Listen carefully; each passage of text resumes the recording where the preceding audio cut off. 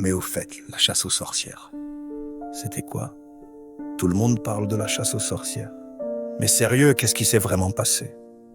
On parle de faits qui se sont passés entre le 15e siècle et le 18e siècle. Une époque où la science n'explique rien et qu'absolument tout est vu comme l'œuvre de Dieu ou du diable. Une vache morte. Le diable, La grêle détruit les récoltes. le diable. Ton époux est malade et les médecins ne savent pas quoi faire. Sûrement la faute de sa femme qui l'a ensorcelé. Le Malleus Maleficarum, écrit en 1686 par Henry Kramer et Jacob Sprenger, qui servira de base à l'Inquisition pour traquer et juger les femmes suspectées de sorcellerie. Il y a eu énormément d'accusations absurdes. Du genre, t'es veuve et la terre attire les convoitises. C'est une sorcière. Tu veux divorcer mais ça ne le fait pas niveau social. Ta femme est une sorcière. Ton linge est plus blanc que celui de la voisine. C'est une sorcière, évidemment. Et attention aux accoucheuses, si l'enfant naît avec un handicap, ou si la mère meurt en couche, on accuse la sage-femme de l'avoir offert à Satan. Pff, voyons. C'est évident. Et les victimes dans tout ça? La majorité des condamnés ne pratiquaient pas la sorcellerie. Elles étaient pauvres, vieilles, veuves, sans protection, bref, des femmes moldues mais trop différentes, trop libres ou trop seules pour être laissées en paix. Même les enfants n'étaient pas en paix. Oui, on parle bien de gamins. Le cas le plus jeune connu est celui d'une fillette de 4 ans brûlée à Würzburg Allemagne.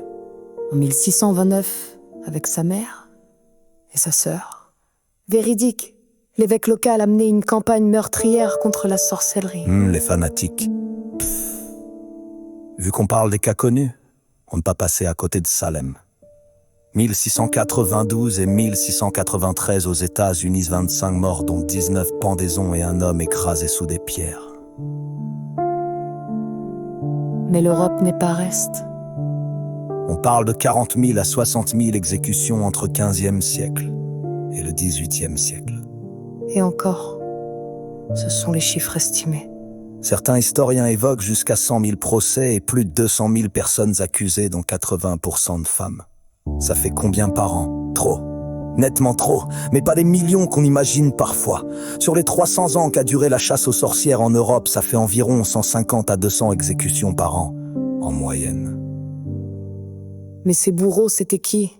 Au début, c'était l'Église et l'Inquisition, mais ensuite, ce sont devenus des procès civils et populaires. Le peuple accusé, les autorités suivaient. À la fin, même l'Église a fini par reculer, trop gênée par ses propres excès. Mais les dégâts, eux, étaient déjà là. On parle beaucoup des femmes, mais il y a eu également des hommes. Environ 15 à 20% des accusés étaient des hommes. Mais ils étaient souvent vus comme acolytes, pactisans ou maris complices. Le repenti des pays inquisiteurs s'est fut tard. En 2022, l'Écosse a officiellement réhabilité plus de 3000 femmes condamnées pour sorcellerie. En 2023, une statue a été érigée à Vardø, en Norvège, pour commémorer les femmes brûlées vives. En gros. Donc non, la chasse aux sorcières. C'est pas un délire de sorcellerie réelle. C'est un mix bien toxique de peur, jalousie, patriarcat, religion et pouvoir local. Un outil de contrôle social. Et parfois, tout est parti d'un chat noir qui miaule au mauvais moment.